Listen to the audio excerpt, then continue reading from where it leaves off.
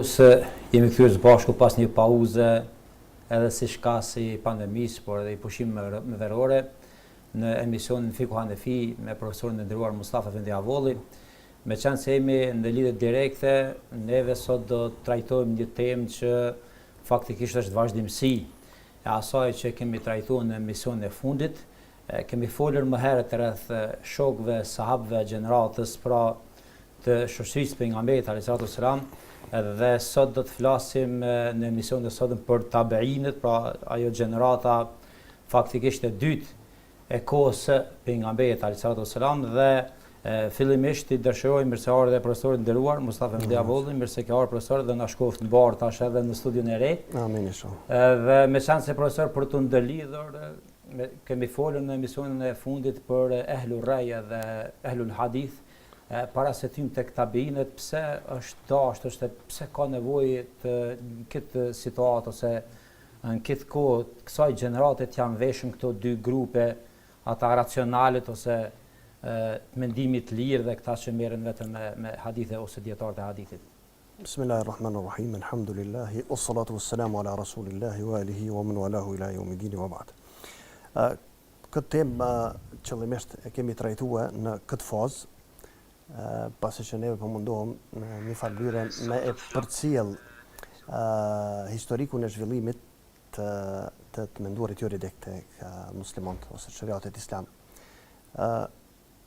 Faza e hershme do të koha e sahabëve dhe tabiinëve dhe në vazhdimsi tash edhe gjeneratat e tjera, inshallah derisa të mbërrim të themelimi i shkollave juridike, neve do të mundohemi me i përmend elementet kyçe dhe nëpërmes tyre do të mundohemi me e përmirësua disa botkutime të gabuara që jo qëllimisht i gjejmë në terren në këtë kohë, sidomos në kohën e fundit.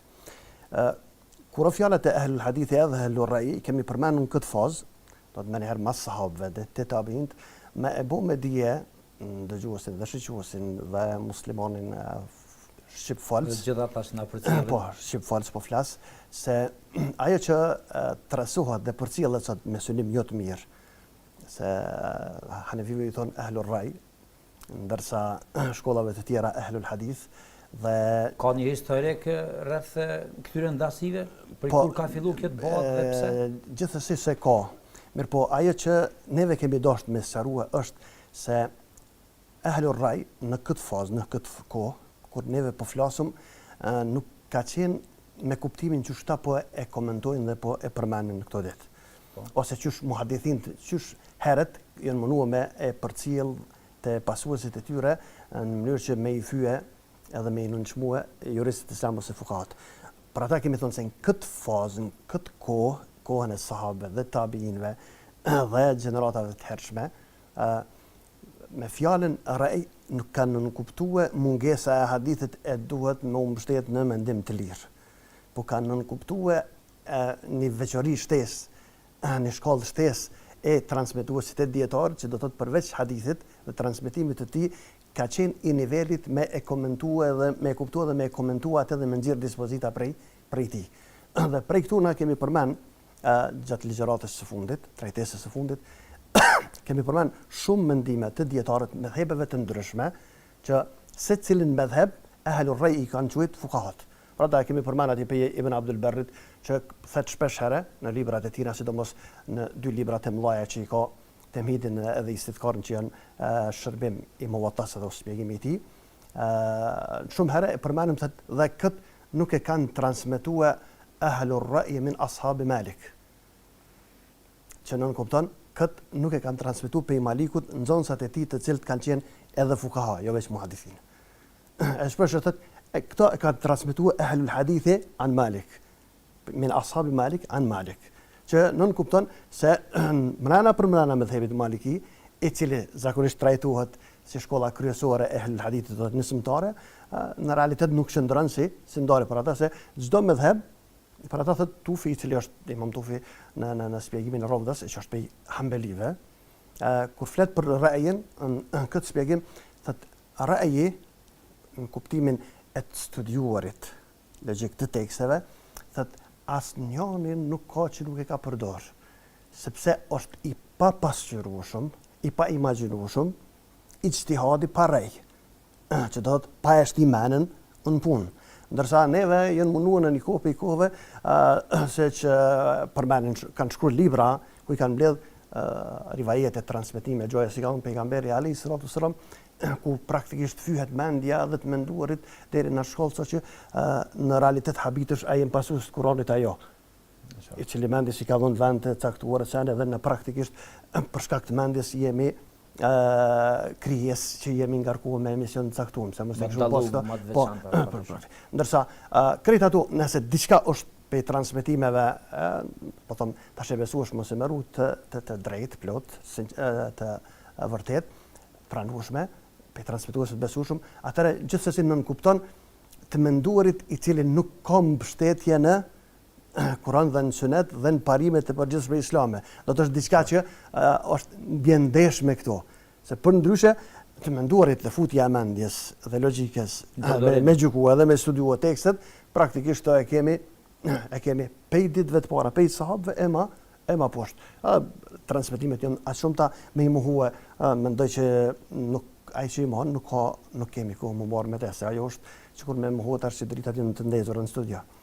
Ai që të divallas ka dritat të ndezura, na s'kem çamer me to, sepse pra është nivel që وإذا خاطبهم الجاهلون që na ka mësuar Zoti në Kur'an, qalu salama, ata mos ato veç do të më kthy shpinën edhe më dhon selam se nuk kem kohë më marr me ta. Prandaj përfundimi i kësaj na është përfundimi i kësaj që kanë thujtë Helorei në atë kohë, ata kanë qenë një shkollë shumë më të madhe. Se për vetëm ata që gjithë. Po, por do thotë është një nivel tjetër e jo në çmim, sepse nëpërmes kësaj ma vonë këta që kanë bën ndarjen tash po them pe dietarëve bashkor, apo flasën pej Muhamet Abduhu se Rashid Ridha se tani i kanë di këtash shumë prej shkruesve bashkor, këto janë munduar me pru çat bindjen me çat ndarjen gjeografike që ne e kemi refuzuar javën që në trajtesën e fundit, për arsye se s'ka logjik. Me thon shkolla e Kufës ose Irakut o dashur më mbështetur të menduar mendje se s'ka pas mjaftueshëm tekste hadithe, rivajete. Ndërsa shkolla e Medinës ka pas mjaftueshëm për ata s'ka pas nevojë për kias, analogji dhe për zgjedhje juridike, tash që janë gjykimi mendjes edhe mendimet lirë ose tash po them qasje racionale. Nuk qëndron as aspekti gjeografik e as realitetin tërë, sepse na kemi plot argumente ku kufja në këtë kohë para themelimit të shkollave juridike, tash po flasëm, të gjitha shkencat ka qenë lider. Edhe në shkencën e hadithit. S'ka dyshim. Tash po flasëm edhe në kohën në kohën e sahabëve, edhe tabiin me biles po vojmë laf edhe në tabi, gjenerata e tretë për cilën na do të flasëm pak më vonë inshallah. Për ata nuk ka problemi se atje s'ka pas. Gjithashtu e kundërshton këtë sepse në Medinë ka pas plot pe Ahlur Rai. Rabiatur Rai është mësuesi i Imam Malikut. Masanena, kush ka thonë që Imam Maliku nuk është pej Ahlur Rai? Po shi lexon librat e tina, është që s'ka lidhje me atë që. Por kjo ju kanë vesh vetëm po ma vonë tani po tash na do të flasim me tendencë faktikisht. Po kësaj çështje do të flasim edhe një herë sepse kjo ka filluar mu popularizue mas paraqitjes tash po them fitness khalqul Kur'an. Çështja Kur'ani është i krijuar, si fjala e Zotit as është i krijuar, është paraqit praktikisht në kohën e Mu'tazilës, në kohën e Imam Ahmedit ma vonë, ku tani është bë ajo ndarja pak më e madhe mes fukahave edhe muhadithinëve, jo po, ndarja pak më e madhe, po kam rris çështjet e që e kanë mallkuar njëri tjetrin. Për ata interesant kur i kanë thonë Imam Ahmedit pse po i kritikoni fukahon Ahlur Rai, Hanefit. Ebu Hanifen. Ka thonë për arsye se kësaj është mbështetur mendje, në logjik, në rai. Kanë thonë po edhe Imam Maliku është konë për kane lehu ra'jan. Ka thonë po Imam Maliku kane lehu ra'jan, mirë po e kallu minhu. Po më përshtetën me një, po shumë ma pak se kjo. Kam po konë mirat herë me i fyë, me i përqeshe, me i urrejte, me përqindje. Bos sasisë përdërimit. Po, so e kam përdur ata, e jo, këto mësë me ja përmend, heqe këtira mja, kërë do të praktikisht në konë të sunuosh me sanet prej kësaj kohë, periudhe cila, po neve jem para kësaj periudhe hala. Na po flasëm në kohën kur ahlur ra'i edhe ahlul hadith në kupton vetëm ata që praktikisht ose i ndonë kanë tekstin e kanë marrë sipërfaqësisht për shkak se e kanë menduar që ashtu më mirë, se janë thelluar që kemi pej sahabëve dhe ose ata që janë kon më të zgjedhur pej sahabëve, më të ditur dhe që janë të thelluar dhe ju ka interesuar dhe synimi i tekstit do të Kuranit nëse shkon ajet ose hadithet se për ndryshe nuk e ndonte sipërfaqësoria. Na kemi shembull, më shërojmë shembull për kohën të hershme. Na kem diferenca në mendimin mes dietarëve, sadakatul fitr, a duhet me dhon tash me shkurt, a duhet me dhon njërin prej atyre llojeve që ka përmend pejgamberi. Mos harroj profesor te sadakatul fitr, por regjia po mjafton që për shkak të ndriçimit ma poshtë më mojt iPad-in se konzi. Sepse po reflekton, na fal. Fani. Do praktikisht pejgamberi sallallahu ka përmend që çfarë do të më dhon në emër të sadakatul fitr. Edhe tash nash gruni, nash elbi, nash hurmja, nash tash krypa, nash rushi i derën. Çto janë kon ushqimet që kanë pas ata. S'ka pas parë në atë kohë. Kuptimin ka pas monedhë, po kon shumë me radhë. Do të shumica e tregtisë ka qenë ndrim mallit me mall. Për ata nuk ka pas shumica e banorëve që kanë pas obligim banorëve muslimanëve të parë, kanë pas obligim sadakatul fitr me dhon në parën tolla. Për ata e kanë dhënë çashtu që shkon. Tash ka pe dietar kanë që gjithë herët duhet me dhon çu kanë dhënë kohën e pejgamberit. Mirë, po ka pe dietarëve që sekond me dhëbit hanë kanë menuar synimi i sadakatul fitr cili është me ndihmë të varfërit. A realizohet ajo vetë i dhon grun apo mundet me i dhon edhe diçka tjetër që me ndihmuar në vend të grunit. Me arrit çat. Po me çat synim edhe më shumë. Po jepet çajo.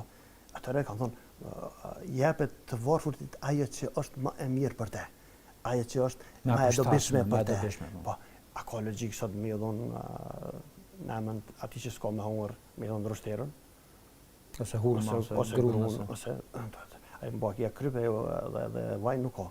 Për ata është po kem plot sene që këto i kanë rrit, sepse çarçet caktuara për çdo vjet duhet me na ringjall ihtilafin dhe mos marrëveshjet mes juristëve sa me but xholla. Se ka sene që na nuk i jetojmë hiç, për shembull, krejt bëhet problematike në fillim të Ramazanit, a duhet me po me sy, a bën me po edhe me teknologji. Me teknologji. Pejgamberi kanë me këshyr, sombull e tij. Po atëherë kur s'ka pas teknologji, kanë ngjyrë me sy. A bën na me këshyr tash edhe me diçka që me ditë që nesër. Po nuk ka precizuar vetëm me sy, po Ramazani po. Shikimi është. Këta që don formalistat ose tekstualistat, me na tekstit vetë që shton tekstualisht, për vëllatë s'ka pas ndryshë, atë pejgamberi ka thonë dhe ledhë këshërne. Na do të me këshyr që kanë ngjyrë atëherë me sy, thjesht. Edhe kjo është bua madhe. Po na nëse bëjmë këtë pyetje tash. Kohën e pejgamberit sallallahu alajhi wasallam ka pasur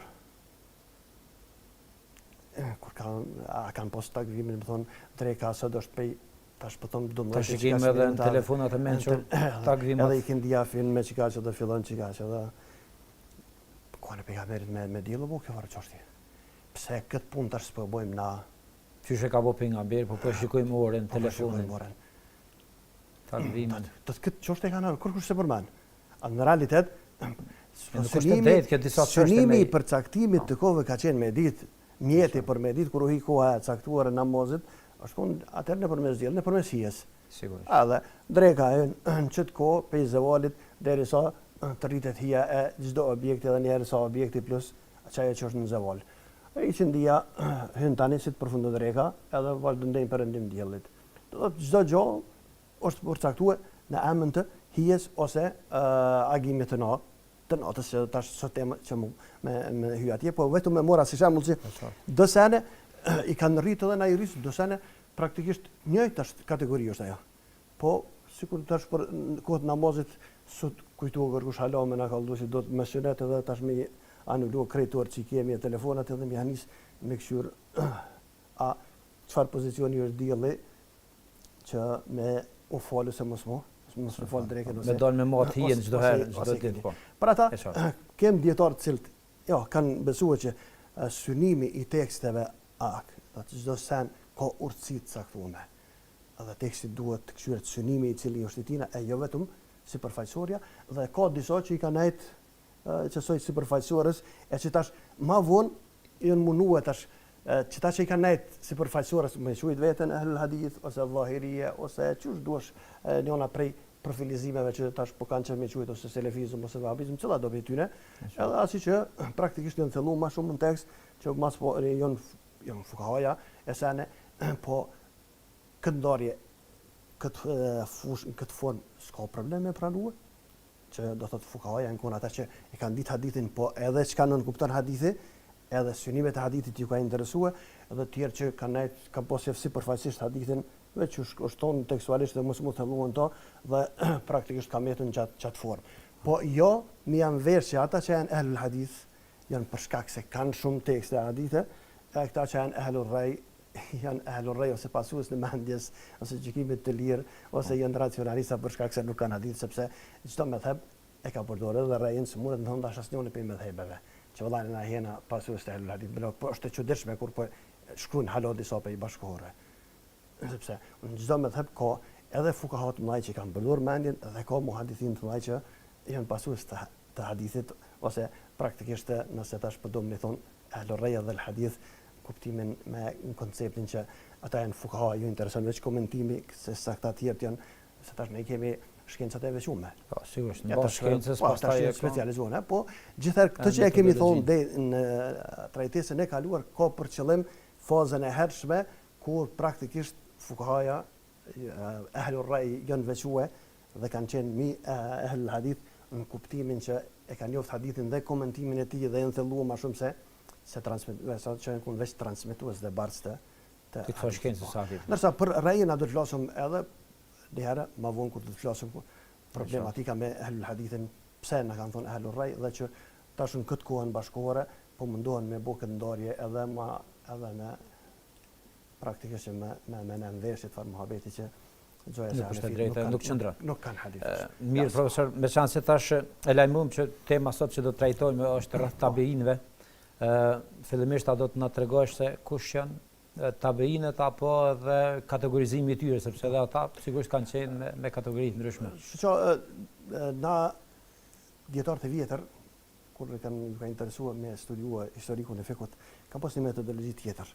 Ajo është e njohur në atë që studiojnë dhe lexojnë në tabakatul fuqaha, kategoritë të rëndësishme e juristëve islam. Po më shumë ju ka interesuar historiku i juristëve islam, veprimtaria dhe koha në cilën ka vepruar. Ajo që sot po e trajtojmë dhe po mundohem me sqaruar historiku i zhvillimit të shkencës juridike islame ose fikut, parimisht ose në realitet vonë kanë filluar veprat më shkruaj. Dhe secili ka përdorur metodë caktuar me periodizim. Të kush e ka ndonë periudhën e pejgamberit alaihissalam, ato e ka ndonë më shumë se një periudhë, për periudhën Mekase e ka studiuar në fund të veçantë, periudhën Medinasen në kohë të veçantë, periudhën e Khulefai Rashidin në kohë të veçantë, periudhën e sahabëve të mëdhej në kohë të veçantë, dvezlive në kohë të veçantë, tabiinëve dhe kanë vazhduar deri në ditët e tanishme. Na po mundohem vija pak më gjona për arsye se trajtesat kanë për qëllim lexuesit i cili s'është shumë tash po them shumë jo ligjërata specialistike në nivelit shumë të shkentuar, sepse na e dim që na përcjellin edhe si që kuptojnë janë nivel më i lartë, po dha si që duhet me që ndoshta për herë parë ndëgjojnë tu, për çështje ata, por ata duhet me kon me ndjek nivelin edhe aty ne kanë erë, me vonë mundësi që edhe ai që është fillesor në këtë çështje me na marr vesh çapo do të thon, po kanë herë edhe atyre të cilët kanë bot kuptim të gabuar për shkak të leximit të literaturës së palës kundërshtare. Mi ka duhet që edhe këni ka argument dhe qasja shkëntore është kjo në realitet. Për ata dhe jemi mundu me kaldu që kufja në kohën e sahabëve ka po sahabë mjaft edhe tash që ka me thonë Ibrahim an-Nakhai, që është për tabiinëve tash kategoria e tretë, ose dvezil do t'i trajtojmë na, kur është pyet për 2 rekatet e namazit para akşamit. Ka thonë në Kufe i kemi pas 300 për atyre që kanë morë pjesën në Bejatur Ridwan. Edhe 70 për atyre që kanë morë pjesë në Bedër. Khalkun la jo sa për sahabëve të tjerë, kur asnjë nuk i ka folë 2 rekate para akşamit, ka dole në rivajetet. Do të praktikën që ka posën dhe për sahabëve, në morë për 2 sene këtë tregim, këtë rivajet për tina. Ka ndoshë në Kufe, ka pas jo vetëm numër të madh të sahabëve, po ka qenë kualiteti, ata që i ka lëvduar Zoti në Kur'an. Për ata që kanë marrë pjesën Bedër dhe ata që kanë marrë pjesën Bejato Ridvan, për tjerë fol sa duash, do të numër shumë i madh. Pas njëri prej tyre kufe se kanë fol 2 recate para. Shumë trashëgimia në shkolla, do të thosh bërë pej sahabëve të gjenerata e dytë dhe sen edhe batjava i keqë rivajete. Nëse ato rivajete i kanë rënë ndesh në praktikën që kanë bërë pej gjeneratës të parë, transmetimi dhe rivajeti dhe gojdona praktikisht nuk ka gjetë vend se ajo kon e bindshme formën e prerë, me numër i madh, argumenti më i fortë ai që është veprim. Ndërsa fjala tabi'un është pasues në kuptimin gjysor, ndërsa në kuptimin terminologjik fetar praktikisht është çdo njeri që ka pas fatin me pa dikon pe sahabëve, shokëve të pejgamberit, pe atyre që e kanë pa pejgamberin alayhis salam dhe ka vdekur si musliman. Do të tabi'in ose pe tabi'inëve, tabi'unëve, e tabi'in në kuptimin shkencor e kemi çdo njërin që ka pas fatin me pa ata që e kanë pa pejgamberin. Atë fjalën e kemi për brezin e dytë, për gjeneratën e dytë.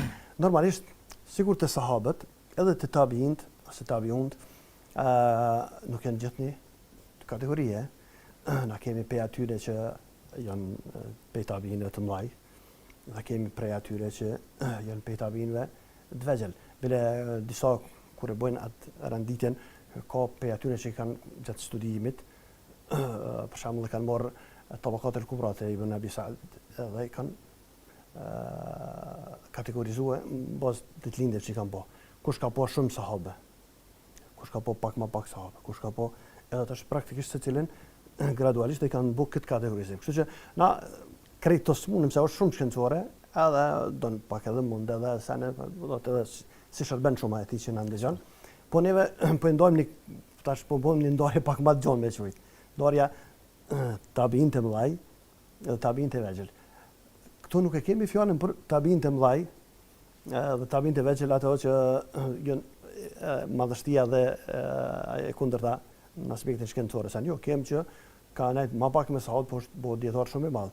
Po na fjalën e kemi për ata që kanë tabiin të mëdhaj, ata që kanë lind herët, po me një mazekës pejgamberit, po s'kan pas rast me pa pejgamberin. Ato kopë tyre që në kund kanë lind në kohë të pejgamberit, po se kanë marrë tretmanin në sahabivë sepse se kanë pa pejgamberin alayhis salam. Mirë po, pej sahabëve kanë pa Ibn Abi Lejla, i ka pa 120 pej sahabëve. Ka marrë dije pej 120-ve. Imam Mesruku që ashtu ka marrë pej numër shumë të madh pej sahabëve. Do po flasim për sahabë më të madh.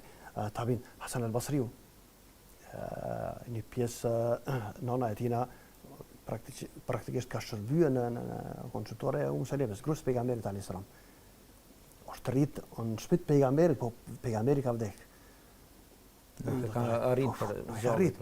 Mirë po, është edukuar pe Salemës, mësimet e para të edukatës i ka marrë prej nënës së besimtare, grus pejgamberit alayhis salam. Është pe tabiinëve të mëdhej dhe është pe atyre që me të vërtet me dhe në shpirti edhe zemra kur dëgjon prej disave në emën të parimeve të muhadithinëve, jo është i dopt, jo është kështu, jo është në ditë është e çuditshme. Po flasum që plot prej dietarëve kanë thonë që është njeri më i devotshëm i gjeneratës së dytë. Është njeri më i ditshëm i gjeneratës së dytë. Është njeri më i respektuar i gjeneratës së dytë, del dikush prej muhadithinëve që se një kërkushe, ose kërkushe, e thotë, ola është i dopt në hadith. Do të edhe kësi vlerësime shka njerë kemë që jenë për mu shpende dhe mu që ditë. Po dhe kemë asi pejs tabiinëve që jenë gjenerat me e vonshme, që kanë mri pak dikon pejs sahabëve, po gjithësysh do të me mri dikonin. Tash, na i kemë, qështu, neve po na intereson, gjenerat ata pak të hershmit. Pak të hershmit edhe kanë qenë studenta në zonësat dikujnë atash për me arritë një pyetje që pej shokëve pejgamberit asun ka pas më shumë të nxënësa. E këta nxënësa kanë qenë faktikisht për gjeneratës tash dytë ose tabinëve. Po, na dashtë pa dashtë me pranue, Abdullah ibn Mesudi ka qenë sahabiu, shoku i pejgamberit alayhis salam, kemi thonë kur kemi folur për Abdullah ibn Mas'udin, që është i pari që ka qenë shkollë, dhe është sahabiu që, si thotë Ibn Xheriri, thotë tash flet për dy elemente kyçe të studentat e Abdullah ibn Mas'udit në zonat e tina. Numerikisht kanë qenë më shumëti, do të asnjëri s'ka pas numër shoqërdit, po. Dhe kualiteti. Asnjëri prej sahabëve të pejgamberit alayhis salam nuk ka pas në zonsa të rangut të nxënësave të Abdullah ibn Mas'udit. Ato po flasim për kualitet, që tash më flasim për një vlerësues i cili është imam i kohës së vet. Ibn Xheriri është tamam po flasim për kushdo që ka thonë. Po flasim për dikon që ka qenë amen në realitet ka njoft krejt dietar para kohës së tina.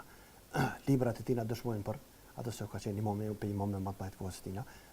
Abdullah ibn Mas'udi nxënësat e tina nuk ka pas asnjë sahab, asnjë shok i pejgamberit alayhis salam, nuk produkt nxënësa që kanë qenë të nivelit të nxënësave të Abdullah ibn Mas'udit.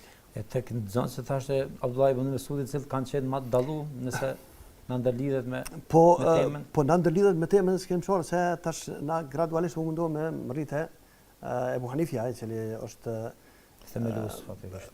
Po, themelues tash po them se për këtë çështje do të flasim pak më gjerësisht. Ajo është themelues në kuptimin se në kohën e tina janë shkruar edhe ndo çështjet nëpër kapituj. Se në realitet shkolla është e njëjta, pe kohës Abdullah ibn Mas'udit. Shtesat janë vetëm problematikat e reja që janë paraqitë. Se trungu është i njëjti. Edhe më vonë tek e bën një fjandarja pastaj. Metodologjia është e njëjta. Për ata për këtë çështje argumentet janë të njëjta. Do të çështja ndaj Kuranit e njëjtë, çështja ndaj Sunetit e njëjtë, çështja ndaj traditës dhe sahabëve është e njëjtë. Forma e zgjedhjes së problematikave që nuk janë drejt për drejta në Kur'an dhe në Sunet është e njëjtë. Metodologjia është e njëjta. Edhe tani kemi vazhdimsinë, edhe praktikisht Ebu Hanifja me nxënësat e tij e kanë çato që e kanë përmbledh komplet ato që kanë trashëguar. Po pasuritë madhe shkencore në fushën e jurisprudencës islame dhe e kanë klasifikuar në kapitull për ata është i pari që fikun ja ka dhënë formën që e ka sot. Kështu që emrat e mëdhaj tash janë shumë, po megjithatë na po përmendëm disa prej këtyre emrave.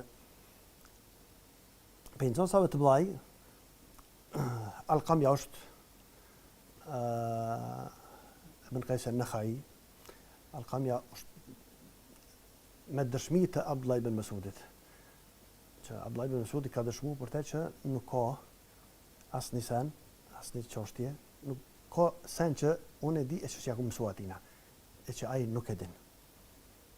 Do të ka qenë aqi ka nejt ofër, kur nuk i ka ndo, deri në atë shkollë, so që thëtë praktikisht nuk ka sen që unë e di e që ai nuk e di. Kanë dëshmuar sahabët, jo tabiint, për ata kur shpyt, Uthmani radiallahu anhu ka thënë, a'lamun nasi bi Abdullah Alqama. Dëshmi e shokëve pejgamberit. Shokëve pejgamberit tjerë, njerë që ka qenë më i njohur me dijen Abdullah ibn Mas'udit. Është interesant se jo vëzdia, po ajo që na bën çuditëm është karakteri. Pej Ibn Ma'merit thot e kemi shkuar me Amr ibn Sharhbilin dhe ka thonë hajdi mas meje. Se po dona me e po njonin i cili në sjellje, në fjalë, gjithçka i gjason është yrnek. Sigur me konë të shumë i bom duplaki Abdullah ibn Mas'udit. Edhe i na shku mas tina, edhe na qojte të Alqamja. Kush don me pos yrnek. Po Abdullah ibn Mas'udin në praktik. Shëmbëltyrën e tina, ky njeri është siguraj. Kjo na ndërlidh me një çështje kur kena fol për Abdullah ibn Mas'udin, kemi thonë që ka pas plet prej sahabëve kur janë pyet, për këtyre Abu Musa Ashariu, kush pej sahabëve në sjellje dhe në fjalë dhe unë do të them i gjason më shumë të pejgamberit. Për që gjakon Abdullah ibn Mesudi. Tash kush i gjason më shumë të Abdullah ibn Mesudi që i ka gjasu më shumë të pejshokëve të vet, pejgamberit alayhis salam, i gjason Alqamia. Si niveli. Normalisht kur flasim për Alqamen që do të me pas parasysh edhe një çështje. Krejt këta emrat e mëdha që po i përmendëm sot, disa prej tyre se janë me qindra, janë që nuk kanë marrë mësim vetëm pe Abdullah ibn Mesudit. Ata kanë vazhduar, kanë transmetuar pe sahabëve të tjerë të mëdha, përmendëm për shembull Masrukun ose Ibn Abi Lejlen, që Imam Shabi thot për Masrukun ka qenë arhal fi talab al-ilm. S'ka ditë kun, s'ka një që ka sahabi që s'u shku me takua me transmetuar për dikuj. Për ata kjo nuk qëndron atë që përmend disa prej dietarëve tash në libra bashkëore që janë që tash rrehlia udhimin në kërkimin e hadithit të dijes ka filluar në kohën e Imam Shafiut dhe Ahmed. Ja, kjo shumë më herët praktikisht rrehlia është pe tabiinëve të mëdha që shpej aty në dietarët më të Kufës, për ata asnjëri pe emra që do t'i përmendëm nuk ka shkuar dhe nuk ka transmetuar pe sahabëve të tjerë. Për ata s'mund të thonë që në Kufë ka qenë veç hadithi i sahabëve që janë në Kufë, jo, kon hadithi edhe aty që janë jashtë Kufës. Shkues, kjo nuk ka pikë. Për ata Alqamia është kësi niveli. Pe nxënësave të tjerë, tash e kemi djalin e vllavit të tij, Svedin, që thuhet se 70 herë ka vizituar Çabën mes umrës dhe haxhit. Ka qenë shumë i shur në adhurim dhe ibadet. Flitet për 700 recate në 24 orë që ka fol. Ka pas raste kur Alqamia i ka thonë pse po e munon, po e dënon këtë trup tonë. Se ka lodh kaq shumë. Ka thonë inma uridu lahu ar-raha. Shumë të lodh po të ja synuar mi asil rahat lokun dhe për ahiret e fjala. Po për ahiret është fjala. Është pe atyre që është shue ndije, është shue në ibadet, është shue tash. Më i thonë këtyre kanë qenë të dobët në hadith, në rivajete, dhe kanë synue këtë dujo, do të është piq mendurive shkencore, s'po di me përdor fjalë patrona se më mendoj mos me nuk ka nevojë sepse për ata thamë jongta është prej tyne është Masruku është Ibn Abi Lejla, janë prej dietarëve që Imam Shabiu ka thonë Abdullah ibn Omeri për to, kur e ka një ka flet për luftrat e pejgamberit alayhis salam. Ka thonë, po habitna, kë po i din ma mirë, edhe po i serën ma mirë, edhe ma për pikni se unë që ku marr pjesën to. Kur e ka ndëgjuar ka flet për Meghazi, për luftrat e pejgamberit alayhis salam, tash po flasëm tash në rivajet edhe në fekë edhe në zanë. Është habit. Po çuditna që është kë tashmi pe ati që ka marr pjesën to. Kë po i din edhe po i serën ma mirë se unë që ku marr pjesën to. Penzosa të Abdullah ibn Mesudit që mendoj që historia e me vive është nëzi prej krimit që ka bo, është Said ibn Jubairi. Said ibn Jubair normalisht e ka ekzekutuar Haxhaxhi. Është tregimi i njohur, Muhamedi i njohur. Imam Ahmedi ka thonë për te. Kur është ekzekutuar Said ibn Jubairi, nuk ka pas në sipërfaqen e tokës njeri që s'ka pas nevojë për dijen e tij. Nuk ka lënë, s'ka dietar që ka jetuar, çfarë do shkencë qoftë, që s'ka pas nevojë për diturinë e tij. Është pendon sa tabla ibn Mesudit, është arjetet të pendon sa të të mëdha prej tyre po. Kështu që kemi normalisht prej më të voglëve tani kemi shumë të tillë. Prej tyre është Imam Ameshi, prej tyre është Ibrahim an-Nakhai, me cilën do ta fillojmë ligjëratën e ardhshme sepse ajo është tash halk në zinxhirin e artë të shkollës së Kufës. Po, e këta student me shans se jemi edhe afër përfundimit të emisionit. E këta student të Abdullah ibn Mesudit kanë pasur veçori profesor që janë veçuar. Me shans se na përmendet tek njëri prej tyre adhurimin, udhëtimin e shpeshtë. Po, mendoj që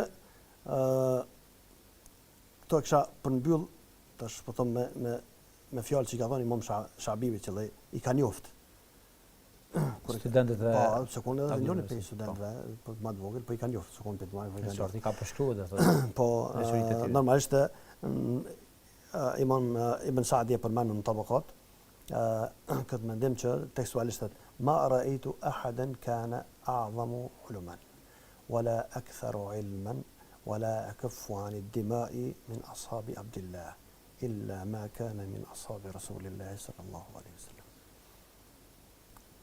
Imam Shabiu, që është imam i kohës tina, niveli më i lartë i dijes në hadith edhe në fiqh, edhe në shkenca të tjera, sa thotë nuk ka ngjajshëm me në urtësi, në dije dhe në largim prej fitneve pjesëmarrjes deri në gjakut të tjerëve sa nuk dikon që shkon në nivelet të nxënësave të Abdullah ibn Mesudit përveç sahabëve. Këta e ngun qedrata e art A, ndërsa këta e ngun afër tyne. Kështu që përmend në urtësi edhe wala aktharu ilman. S'ka pas dëshmi tjetër përveç asaj të Ibn Xheririt që përmendëm që kërkush nuk ka pas nxënësa të ngritën në aspektin shkencor dhe ndije prej sahabëve sikur që ka pas Abdullah ibn Mesudi radhiyallahu ta'ala anhu wa anhum ajma'in. Profesor, këtu përfundojmë. Po. Faleminderit shumë. Neve të nderuar shikues do të vazhdojmë inshallah tash edhe në javën e ardhme, pra transmetimi direkt do të jetë të njëjtën kohë. Ata që dëshirojnë më vonë të shikojnë këto injizime janë edhe në gjitha ato adresat e Bashkisë Islame si në YouTube, por në rrjetet tjera sociale. Deri në javën e ardhshme, mirëmbëjtje dhe mirupafshim. Faleminderit.